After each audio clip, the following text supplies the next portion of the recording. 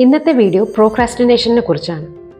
നമുക്കൊരു കാര്യം ചെയ്യണം എന്നറിയാം, ബട്ട് സ്റ്റിൽ നമ്മൾ അതിങ്ങനെ പോസ്റ്റ്പോൺ ചെയ്തുകൊണ്ടിരിക്കുന്നതിന് പുറകെ പല കാരണങ്ങളുണ്ടാവാം. അതെന്തൊക്കെയാണെന്ന് നമുക്ക് നോക്കാം. ഇതിൽ ഫസ്റ്റ് വരുന്നത് ലാക്ക് ഓഫ് ക്ലാരിറ്റിയാണ്. എന്താ ചെയ്യേണ്ടത്, എങ്ങനെയാണ് ചെയ്യേണ്ടതെന്നുള്ളൊരു ക്ലാരിറ്റി നമുക്ക് ഉണ്ടാവില്ല. സോ ഇങ്ങനത്തെ സാഹചര്യങ്ങളിൽ what we can do is try to break the task into smaller portions. ഈ ഓരോ ചെറിയ പോർഷൻസ് കംപ്ലീറ്റ് ചെയ്യുമ്പോൾ it will start boosting our confidence level and try to focus on gaining clarity through your actions. ഇതിൽ രണ്ടാമത്തതാണ് fear of failure. ഞാൻ ചെയ്താൽ ശരിയാവില്ല, അല്ലെങ്കിൽ ഐ കാൺ ഡു ഇറ്റ്.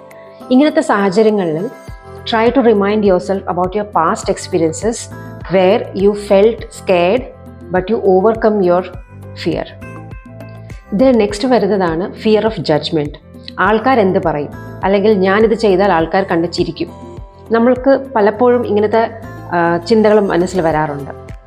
നമ്മൾ ഇതിൽ വിചാരിക്കേണ്ടത് മറ്റുള്ള ആൾക്കാർക്ക് നമ്മളെപ്പറ്റി ചിന്തിക്കാനോ നമ്മളെപ്പറ്റി സംസാരിക്കാനോ സമയമില്ല. Because everybody is busy in their own lives. So take it as a challenge and try to start your work.